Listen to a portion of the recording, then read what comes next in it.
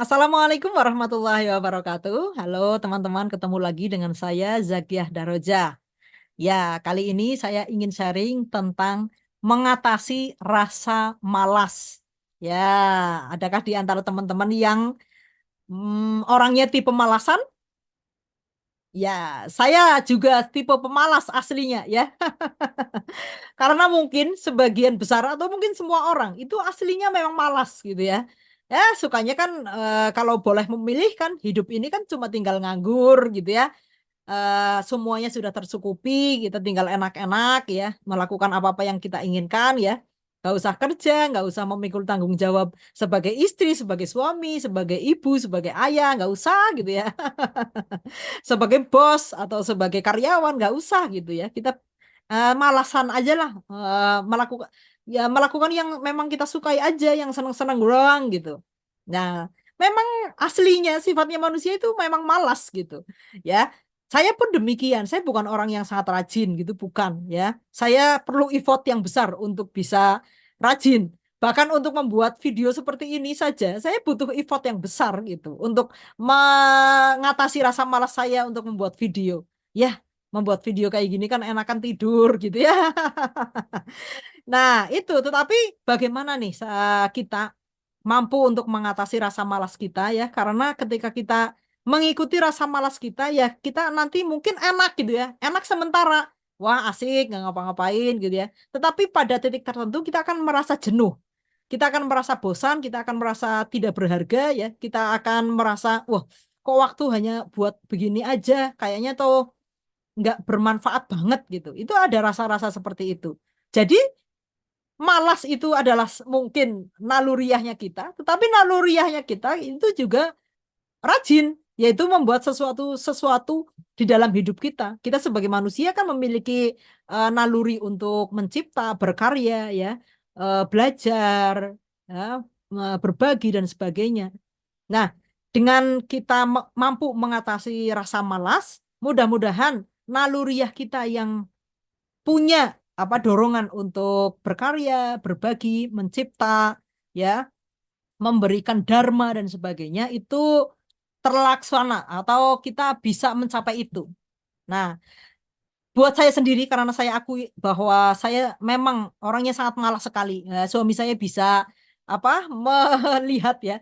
Kalau saya itu memang orangnya apa santai gitu ya. Nah, ini saya banyak belajar dari suami saya bagaimana dia mengatur waktunya gitu ya. Jadi yang pertama buat saya ketika apa ada rasa malas yang mensergap itu saya membuat target. Misalnya target hari ini saya buat video gitu. Ya coba saya penuhi itu. Meskipun nggak banyak-banyak ya. Kalau banyak-banyak nanti sayanya stres sendiri. Misalnya hari ini saya akan melakukan 10 hal gitu ya. Ternyata nggak terlaksana gitu. Nanti saya akan merasa bersalah gitu. Jadi paling nggak satu atau tiga. Misalnya oh ya hari ini saya akan membuat video. Terus saya akan olahraga gitu ya. Terus mungkin saya akan menulis gitu mungkin. Nah itu tiga saja. Itu sudah membuat diri saya tuh bisa terlepas dari rasa malas gitu ya yang mungkin biasanya enakan rebahan mainan HP nonton film gitu ya akan saya belum bikin video nih ayo cepetan gitu ya pakai baju yang rapi bikin video seperti ini gitu nah itu membuat saya terpacu kalau suami saya itu memang tipenya tuh tipe yang tidak usah disuruh-suruh nggak usah punya target nggak usah ditulis besok mau ngapain tuh sudah rajin gitu tapi tipe orang yang seperti saya, yang rada memang dominan malasnya, dan mungkin teman-teman juga seperti saya ya, dominan malasnya, itu perlu untuk kita membuat target, gitu ya. Dan itu bagi saya itu sangat membantu, ya. Jadi minggu ini buat 2 video gitu misalnya, dia harus harus saya lakukan gitu.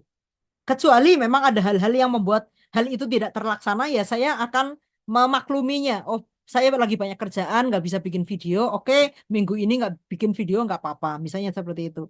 Tetapi dengan kita menuliskan target kita, besok mau ngapain, itu paling nggak kita tuh terbebas dari rasa malas. Yang pagi hari biasanya tuh sukanya goleran gitu ya, makan dan sebagainya kayak gitu, ngobrol dengan suami, nggak ngapa-ngapain ya, mainan HP gitu.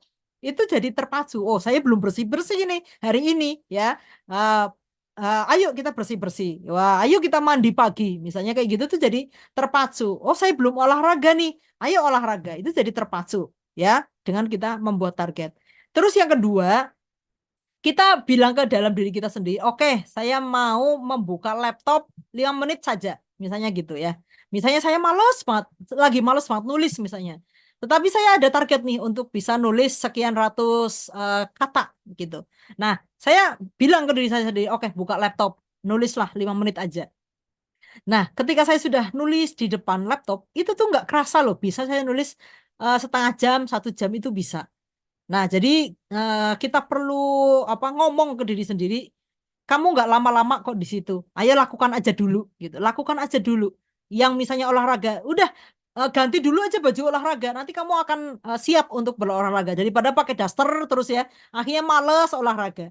Tetapi ketika, oke, ganti baju dulu, pakai ganti baju olahraga, itu nanti jadi semangat untuk, oke lah, saya sudah pakai baju olahraga, 5 menit aja deh. Nanti kebablasan bisa 30 menit, bisa 1 jam dan lain sebagainya. Jadi kita niatkan ke dalam diri kita sebentar saja. Yuk kita lakukan ini sebentar saja. Ya, jadi itu nanti akan biasanya itu justru akan berlanjut kayak gitu. Terus yang ketiga beri reward ya, beri reward kepada diri kita sendiri ketika kita sudah melakukan hal yang kita targetkan tadi. Oh, misalnya kita akan memberikan reward kepada diri kita sendiri sebulan sekali.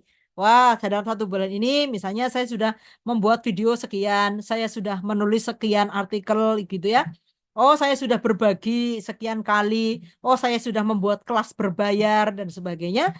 Itu alhamdulillah berarti saya tuh mampu mengatasi rasa malas di dalam diri saya.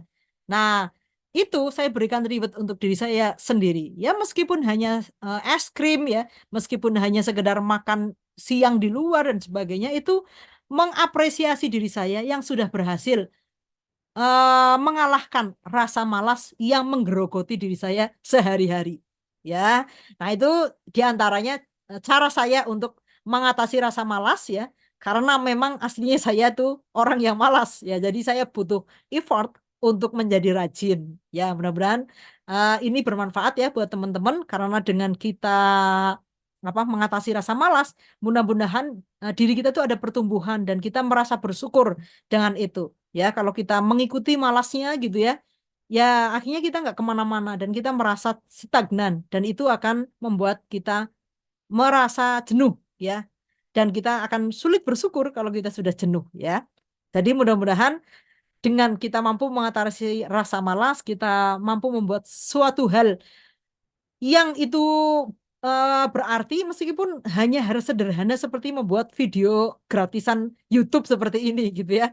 Itu kan hal-hal yang sederhana gitu. Tapi mudah-mudahan ini adalah salah satu jalan untuk kita menjadikan waktu kita itu berarti gitu. Demikian mudah-mudahan bermanfaat. Terima kasih. Sampai ketemu di video selanjutnya. Assalamualaikum warahmatullahi wabarakatuh.